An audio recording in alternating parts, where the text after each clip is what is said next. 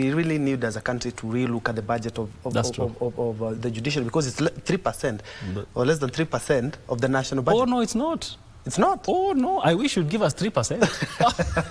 It's not even 3%. No, no, no. It is 0.06%. 0.06% of the national budget. In fact, you know, this is something that the Chief Justice has really championed and talked about. And we have also said this when we've gone to Parliament.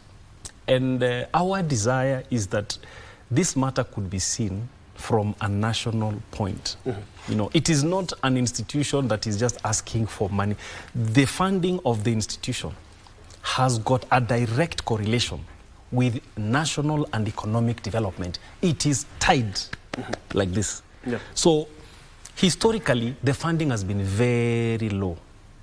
What, for example, we have sought for the next financial year was 44 billion.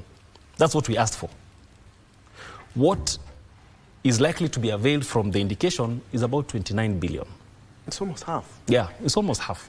We, of course, appreciate there have been efforts to increase that amount. And I think we also need to be honest and say we appreciate the efforts that have been there, you know, through the legislature, through interventions of the executive, to increase that funding.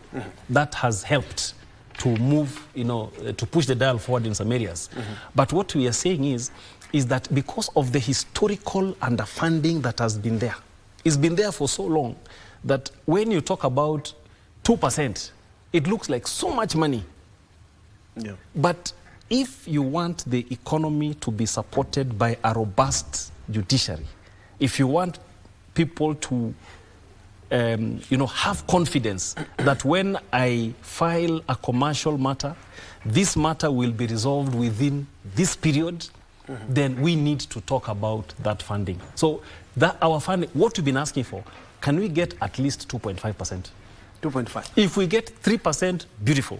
But can we get at least 2.5% of the national budget? If you get that 2.5%, you will deal with infrastructure. Right now, we have 143 courts. We are supposed to have 290 courts. We are required, actually, by law, to have a court in every constituency. We cannot afford that. So we will deal with infrastructure. We are going to deal with personnel. We have got about 6,900 staff. The established number that has been given after, you know, and this is scientific, we need 10,800 staff to support the work of the judiciary. It will support that work. Number 3, it will support automation. Automation, you and I know, is not a cheap exercise.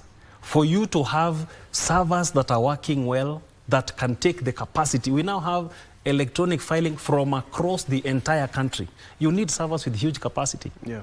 You need to have court assistants who have got access to laptops, to desktops. You've got to have, every judicial officer must have that.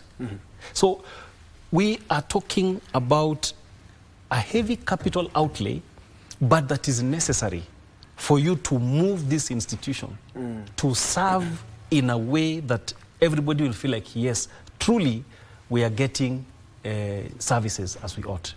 But we are working with what we have. We are not sitting back and saying, because we don't have, we'll not do it.